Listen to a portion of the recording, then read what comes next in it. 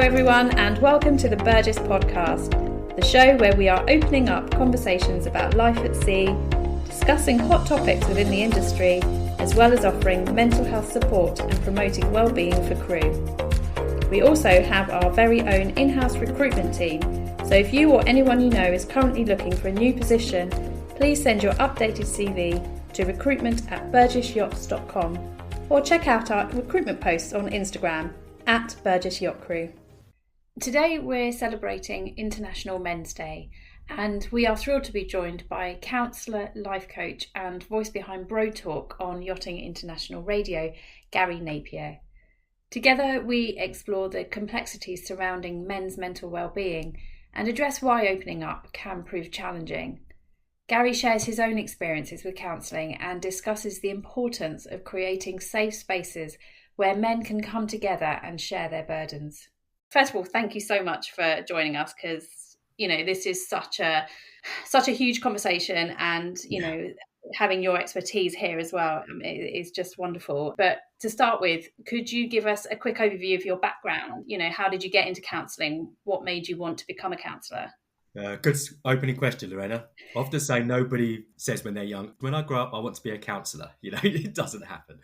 And many years ago now, 15 years ago, possibly 20, I went for counselling.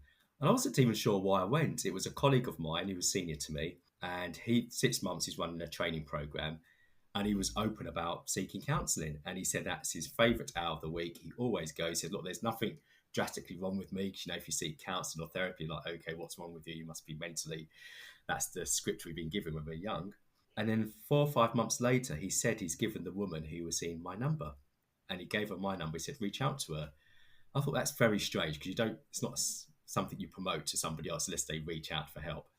So anyway, I contacted her, had the initial session, booked another 3. And for the first 4 sessions, Lorena, I was very closed. And I was more there for an intellectual debate. And I remember her saying to me, look, Gary, if you're going to remain guarded, there's no point in this. And I guess what I was doing those initial 4 sessions were 2 things. I was in denial that I was in counselling. And secondly, I was weighing her up to see whether I could really trust her. And when I started really disclosing what was going on inside, I then could repeat what that man said to me earlier. It was then my favourite hour of the week. I remember it specifically. It was on a Wednesday at 1:00, and nothing came before that. That diary was blocked for my counselling session. And the dreaded words I used to receive used to be 50 minutes long. 5 minutes before, she'll say, we're coming to an end. And I used to be like, no, because this was my safe space whereby I could just be Gary Napier. I wasn't Gary Napier, the responsible pastor. I wasn't Gary Napier, the husband. I wasn't Gary Napier, the father. I was just me, Gary Napier, undone, in a safe space. Yeah, and that's what I was going to ask you. What made it so special? And I guess it is that space where you, like you said, there are no expectations. There is no defined role that you had to meet. You could just be you. Yes, fundamentally, anybody seeks counselling, whether you're the counsellor or with the client, there has to be a connection. Without the connection, there's only so far I can go. It's limited. And I did connect with her. Interestingly, looking back, was it because she was a woman? I don't know. That made me feel more open to her. Would I've disclosed as much to a man? I doubt it very much. The fact that she was of similar cultural background, so there's all those different factors that enabled me that what I was sharing, she'll be able to identify with. Now, so for me, it was very much, I could relate to her, and I felt equally important. She could relate to me. She knew where I was coming from. And again, that's a really good point, because if you don't connect with the first counsellor that you go to visit or the second counsellor, it's not, counselling isn't for you. It's just, you just need to keep trying to find the right person for you. You're so right. It is connection. I'm training counsellors now, and we keep going back to that point. It's the most important part to make that client feel safe is that they feel connected to you. If there's no connection, it's a textbook, it's distant, they're not going to open up. And trust. They need to trust you. Yeah. I mean, I can't imagine it's an easy thing to walk into a room with a complete stranger and just open up your world of vulnerabilities and just pour your heart out on the table. You need to trust that you're trusting your person with your soul, basically, aren't you? It's such an alien concept, as you said, to go into a room, meet a stranger and divulge your deepest secrets is crazy. And especially from parents and parents' generation, particularly the West Indian and African background, also many European, you don't speak your problems outside your home. That's bringing shame on the family. So that as well, culturally, I was going against the norm. You don't do this. You don't talk, especially outside your immediate network. Yeah. So we're here today as part of International Men's Day, which, as you know, is a fabulous project which encourages conversations about men's mental health. And as part of our research, we found your show, Bro Talk, on Yachting International Radio. Can you tell us a bit more about Bro Talk and how did the ideas for that start? Yeah, sure. So a lady named Ria, who's the owner of Yachting International Radio, and she started interviewing me for the events we used to have with regards to Street Angels, a charity run here in Mallorca, and also the Yachties. And it's to be a football match, which we started 2 years ago. And she'll interview us and the serious side of men's mental health and also the banter before the game. And she came up with the idea, said, Gary, I know you've got your Counsellors podcast, but I really do believe there's a space for men, that you speak with men about men's mental health awareness. And it started to go mainly because my diary was full. And she came back last year and said, Gary, I really feel there's a space for this here. And we started toying around with names. She said, why don't we just keep it simple, Bro Talk? And I thought, yeah, I love that, Bro Talk. And so we started November, December, got a few episodes out, but then my diary was still full and I couldn't give it the attention it deserved. And we started again recently in September. And the main purpose, Lorena, is to, you'll hear me say repeatedly, that safe space, but create an open dialogue for men and to talk about issues. And that issues could be relationship, it could be what we're struggling with at work, it could be frustration, whatever us men go with. So through our interview, there's not a specific type, but they are here to bring some awareness, some of the challenges they've gone through, and also how can we help each other move forward. Oh, that's fabulous. And is it specific for Yacht Crew? It's aimed for Yacht Crew, but it's not specific for Yacht Crew. So some of the men I interview don't all work in the yachting industry. But my heart is for the yachting industry in specific. Reason being, regards to the yachting world, I have no interest, never had. But through the football, I got connected with a lot of the guys who work on the boats, and hearing their stories and their challenges, what they go through, I identified with that. So I strongly identify with some of the challenges that the men on the boats, young and more senior, go through. And that's what gave me the heart. And I said to Ria back then, I want to reach out to these men. These men need to know there's a space out there, or there's resources that they do not have to take this on their own, because otherwise the consequences are disastrous.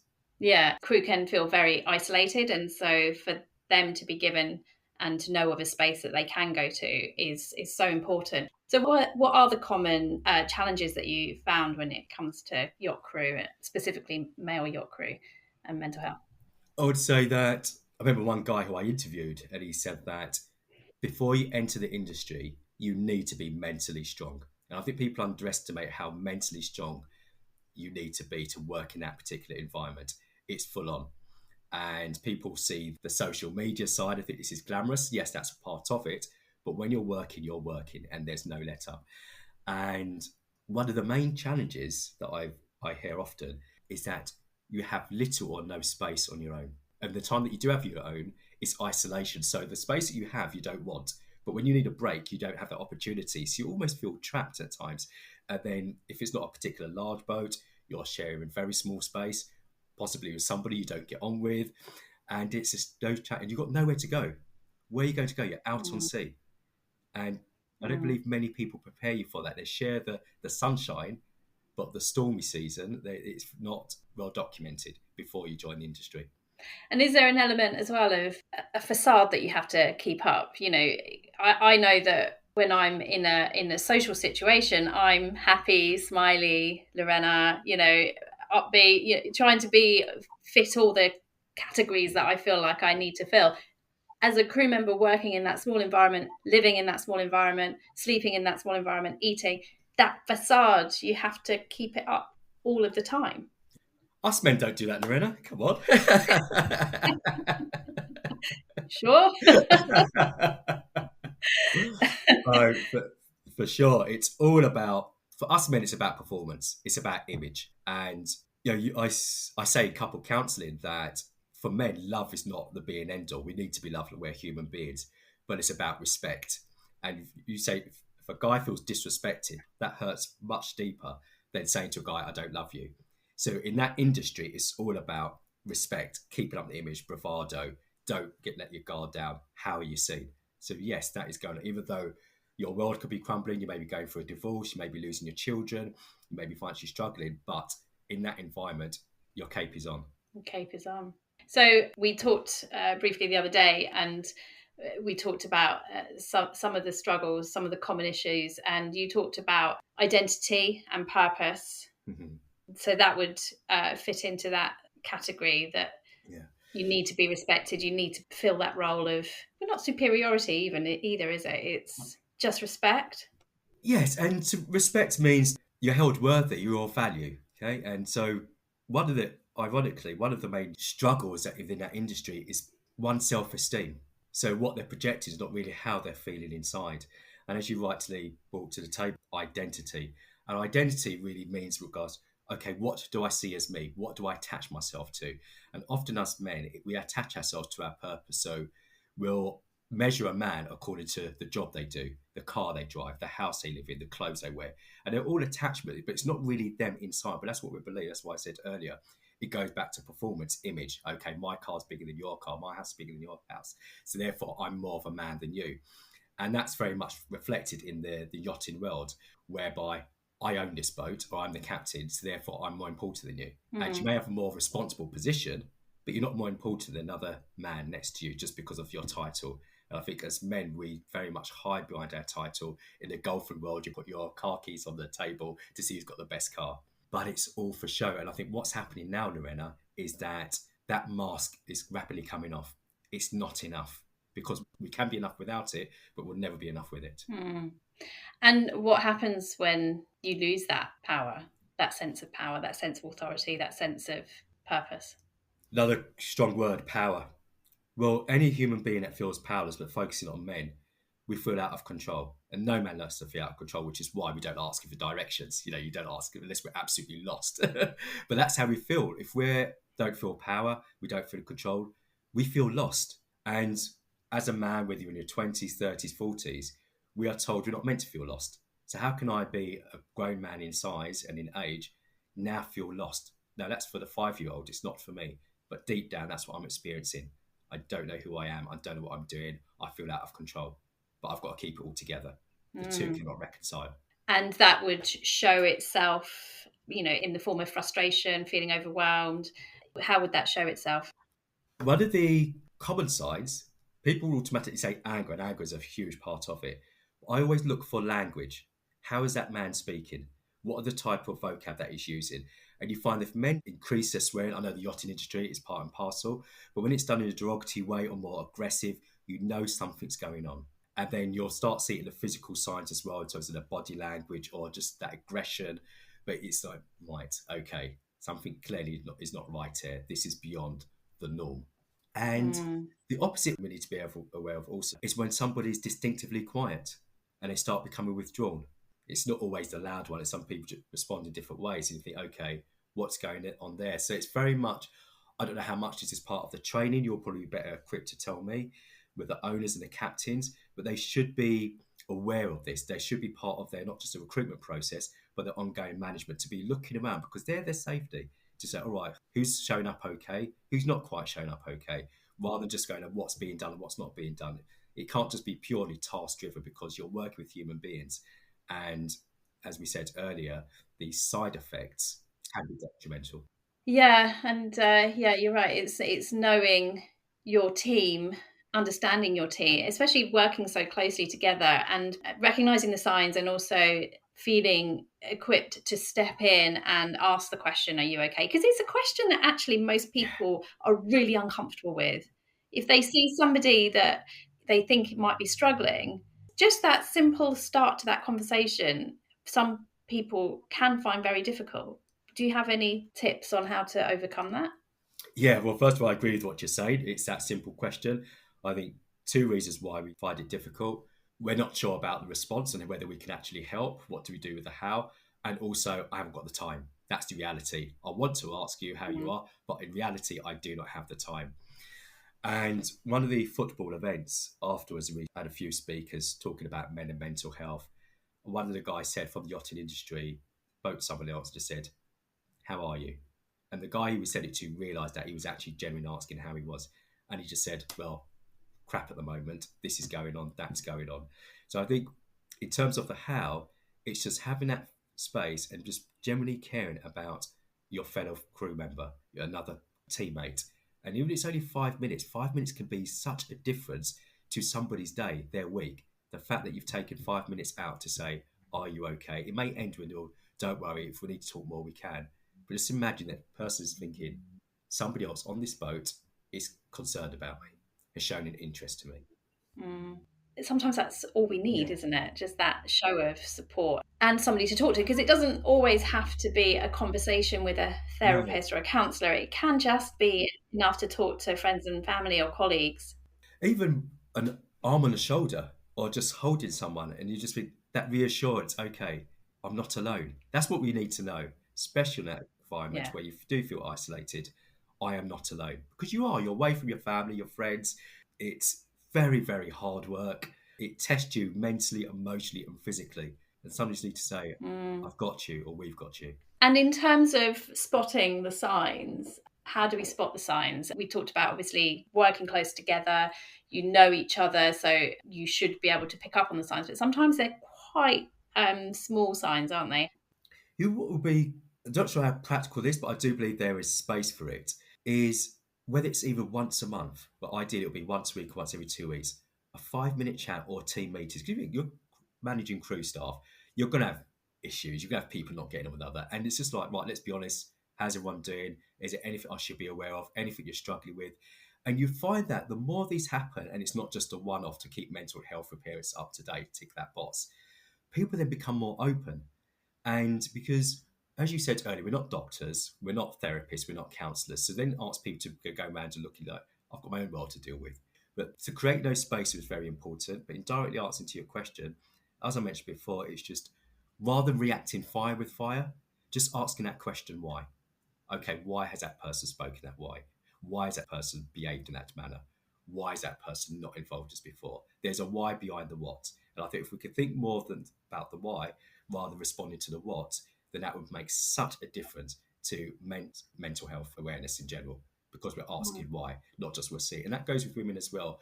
We often see that angry man, but there's a reason why that man's angry. I'm not saying that the display of anger is correct, but it's a symptom, it's an expression. There's a why.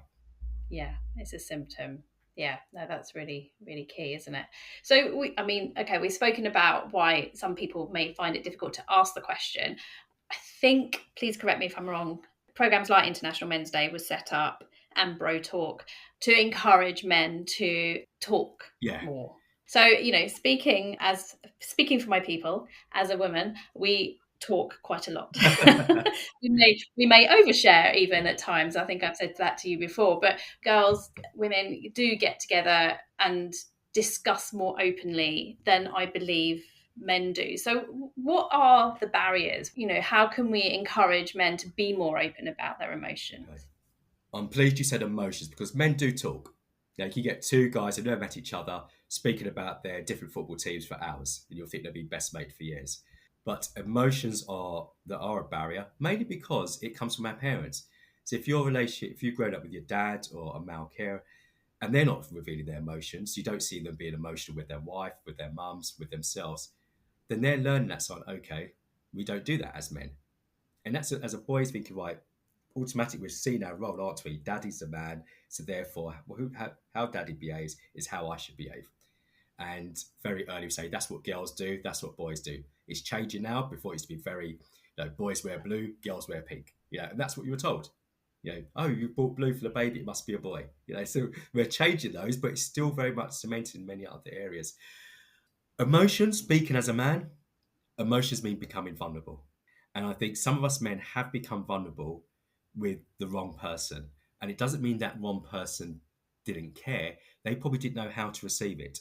So if we've been vulnerable with somebody where it wasn't received well in the wrong space, then we think, right, I'm never doing that. Or as a child, you may be cried if your dad or somebody else says, don't cry, don't be a girl, which is a derogatory term towards women. Then automatically you're being told, okay, boys don't cry, don't show emotions. That's not what men do. But if you punch your fist against a desk or you scream and shout, okay, it's not completely acceptable, but that's what boys do. So it comes down to messages, and it's the messages us men have received for many, many years. Thankfully, change is being made because we can't get away with that anymore.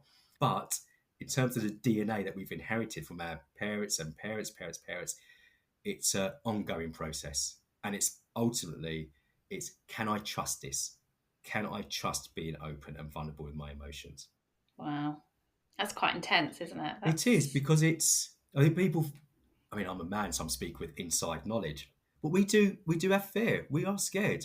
No, even practical things. If mortgage rate interest rates are going up month for month, you're telling me us men out there as well as women, but women may speak about it more. I think I don't know how I'm going to pay the mortgage. I don't know how I'm going to provide for my family. I'm going to have to pull my child out of school. We may have to do this, but they're not sharing it, but they're carrying that in their head. And it's thinking, right, my main role I've got to provide, and my salary's not going up, but everything else is going up. How am I going to do this? Mm.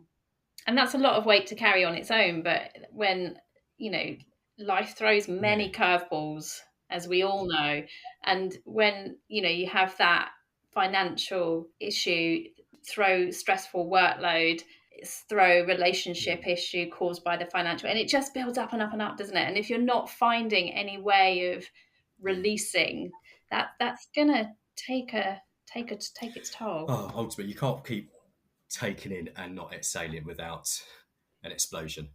It will explode, or you'll unfortunately will just collapse. And there's no coincidence. I think worldwide, I need to check the recent figures, but worldwide, regards to suicides, the male population was 75% male. Now that tells its own story. I think between the periods of 2020 and 2021, the suicide did reduce because there was less males, but that was due to the pandemic. So whether that had a positive effect, that men didn't were under as much pressure in a different way, I do not know. But it's still the high figures, a high percentage is amongst men and suicide. And that's because, going back to what you're saying, we're carrying, we're not talking. So the ultimate is that, okay, that's the way out. And we've talked, obviously the stacking up of issues, and there's a spectrum of struggling, isn't there? So do men think that they're not struggling enough, or my financial issues are not enough of a problem to talk to a counsellor about, or I'm not sick enough, I'm not struggling enough? Is that a thought process that goes through men's minds? I believe so, yes. And to let you know, us men also, even though I use it, we don't even like the word struggle because struggling appears as weakness. So we prefer the word challenge or battle. But to say, oh, I'm struggling, like, oh, I've got this challenge at the moment, or I've got this difficult client. Yeah, that's okay. But say, okay, John, I'm really struggling. Like, okay, what am I meant to do that? Yeah, no, that's goes back to language, like you talked about earlier. It is a language. But yes, we do feel that on the spectrum, as you rightly said, it's probably a 3 out of 10. It may be a 3 out of 10 for someone else, but for you, it may be an 8 or a 9 out of 10. Yeah, therefore, you should be getting it seen to. But it goes back to us men. Why don't we go to the doctors? Lest the pain becomes unbearable, we will not go. But it doesn't mean damage is not being done whilst we're still bearing that pain. Gosh, you would just wish you had the magic answer, don't you, to be able to help? Do I believe the answer is, we go back to Freud, and for what people may think of him today, he was the pioneer of counselling, the famous couch where people used to slide down and just say whatever came into their mind. And that seemed a crazy phenomenon, but it was so healthy. And that was aimed at rich, middle-class white people who needed that space just to get rid of these thoughts or release these thoughts that was going through their minds. And everything comes back down to, Lorena, our thoughts. Our thoughts are the ones, we just see it through the behaviour. But if our thoughts are toxic, the behaviour is going to be toxic and our relationships are going to be toxic. And if we can, one thing that counselling or talking does, it doesn't have to be a professional environment, it allows us to release those thoughts. And when we release those thoughts, we can then see it from a different position. Okay, I'm not as tense as I was before. I may not be as dark as it was before because I've released it. I can now approach it from a different angle. But when we don't release our thoughts and we're just carrying it and carrying it and carrying it, then we've got men going around with time bombs. We're then seeing younger men seeing the older men doing this, and they're picking up the behaviour. But to give hope, because there is hope, I do believe there's a lot of good things going on, such as International Men's Day, and also on a more local level, more men are coming together. There are lots of different organisations out there encouraging men to come and talk. I know there's an organisation called The Uncommon Man, I believe, and it's a space. They don't let people know the address beforehand. They meet together. they do exercises, they scream, and they spoke about a very important topic which really rests heavily on my heart, which I'll be talking about on another time. And it's about the guilty feelings that men carry. And imagine a readiness of challenges of men, and you've got guilt compounded with that. What do you do with that? And some of them just burst out, screamed to friends that was a safe place. But how they felt afterwards, they were like new people. I don't have to carry this anymore. So whether in a counselling context, I do let people know once we've gone through the process, you don't have to carry this anymore, or you don't have to carry this alone. And finally, from regards to what you're saying, if you're the only person on earth, Lorena, what would that make you, apart from lonely? Sad. You could be happy. I say this to men, if you're the only person on earth, you'll still be a daughter. Okay? If I was the only man on earth, I'd be a son. If there was two of us on the earth, I would have a brother. If there were three or more of us, we'd have a brotherhood. And I believe that's what we need in men. We want to stop being on our own. We want a brother. And from that brother, if we're just two brothers, great. But if we create a brotherhood with that, even better. And we've really got to stop smashing this myth to say men don't talk. I would say men don't talk enough. But us men are starting to talk. And it's great that high profile people are coming out in different industries, sharing their trauma, their pain, their experiences. And that's really brave. The common identity we have, regardless of our job, is where men with struggles. But with men coming together, we can share our burdens and we can release those chains. But we cannot do it alone. We've got to do it together, and we've got to do it as men together. So this leads us on beautifully to your company, the Gap Counselling. Tell us a little bit more about that. Yeah, so the Gap Enterprise initially was birthed in 2017. That was mainly through recruitment and life coaching. And then just before the pandemic, that's when I really had in my mind to go into counselling full time. And it literally birthed months before the pandemic, and it skyrocketed with very minimal advertising because the need just became great because people were locked up. I compare it to when you're spending Christmas with your in-laws or family members, you could do 3 or 4 days, but you can't do 3 or 4 months plus. And so people's issues, which they were hiding, were now being exposed. And initially I wanted to work, well, my main heart was to work with men who experienced anger or struggled with anger. And with that, I mentioned this to you last week, a lot of the men were referred to me by their wives. And the wife would say, I call it shotgun counselling. If you don't sort your anger out, if you don't sort this out, our relationship's over. So that was it. Okay, right, I need to speak to you, Gary. And from that, I did couple counselling. And so I learned much about men from being a man and speaking with other men, but also from the women, because I then see the effect that us men, when we don't talk, when we don't manage our emotions, the effect it has on our loved ones. So the Gap Counselling, we specialise in couple counselling, anger, self-esteem and anxiety.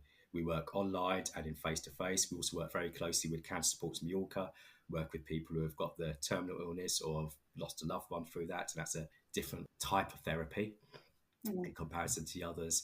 And we're now growing a team. I've been training a team for the last 12 months that almost qualifies. So we'll have a team of 5 or 6 people, because you can never have enough counsellors. And to me, it's one of those industries, sadly, where the demand outstrips the supply.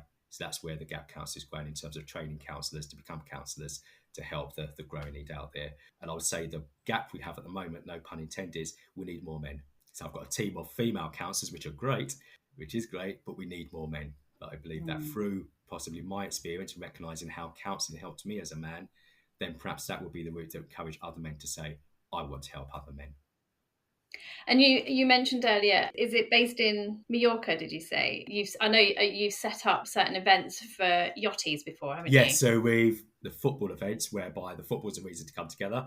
Recently we had a tug-of-war event as well. And so for us to get men engaged, you're probably aware, Lorena, there's got to be activity. You can't just say to men, come and turn up to a talk. There's either got to be a breakfast or an engagement or something physical for us, a reason to turn up. So we have the football. Prior to that, we'll have the interviews going on. We'll have Movember growing the moustaches. So all that to generate men's mental health awareness. And the space after the football match, before we have the barbecue and the fun with the kids, there'll be a dedicated space for talking. So I would share about men and mental health, my experience, what I'm seeing in the industry. This year was even better because we had people from the yachting industry sharing, so they could speak directly to the guys in the yachting and say, look, we know how this world is. It can be lonely, it can be isolated, but we've got to reach out, we've got to talk, we've got to help each other. I'm here, they're here. And also follow up with men's breakfast. So this is something we've started to do, whereby every 6 to 8 weeks, we'll meet on a Saturday morning. Sometimes we'll bring our children along and we'll come together, have a fry up and speak naturally about some of our challenges that we're going through. And I've been amazed, Lorena, how open men have been, and even more amazed what some of the guys are carrying. And I think, wow, you've been carrying all that and yet turning up for football or going to work as if everything's normal. It's terrifying, It is isn't it? terrifying. And this is in Parma, is it, that you're setting up these? Yeah. So if somebody's listening is interested in joining one of these groups, how would they find out about it? So through the social media forums, so we're all over the Facebook, Instagram, and yeah, the contact details are on there. Either myself will come back to you or my PA Rachel, who's got very good knowledge about the yachting industry, which is why we chose her, and she'll respond to you also. But yeah, they should be able to find us. Fabulous. Let's talk about sharing those links because I Yeah. think this is a resource is just fabulous. So yeah, I mean that's a lot that men are carrying. What advice do you have for men who are reluctant to reach out for help or who are hesitating? Somebody who knows that they're struggling, being challenged, know that they need help, but they just can't quite take that step. I can identify with it strongly because that was me. And somehow I had to find inside of me, Lorena, that I was worth the help. And I want to say to any man who's in that position now or in the future, you are worth the help. The Street Angels charity that we run, on the back of our high-vis jacket, on the back it says why, because that's our most common question. Why do you help people who have self-inflicted themselves with drugs and alcohol, etc.? And it says why, ? Because you matter. And I want that man or young boy to know you matter. So even if you're struggling, don't matter how you make that call or how you reach out, with it struggle or in freedom, make it because you are worth it. You really are. Yes, a very important message for everyone. And hopefully we're trying to promote a lot of mental health first aid training so that, to go back to what we were talking about earlier, that people can spot the signs, know what to do when they see those signs. And, I think the work that you're doing is so invaluable. And thank you so much for talking to us and for sharing these stories, because hopefully, it's another space that men can go to talk. And I would say, if you can incorporate this, Lorena, is as men, sometimes we can take ourselves too seriously. And sometimes a place just to laugh and just ignore something rather than going back to don't disrespect me. And it's not that deep. We can take ourselves too seriously as men. Sometimes the situation just warrants laughing or laughing at ourselves. Thank you so much for joining us, Gary. Thank you so much for talking to us about the projects that you're running and for taking time out of your day. And I hope we can work together and build some networks for men on board. Absolute pleasure, Lorena. And yes, I'm sure we'll be working together to really promote this and take it even further. Thank you again. Fabulous. Thank you, Gary.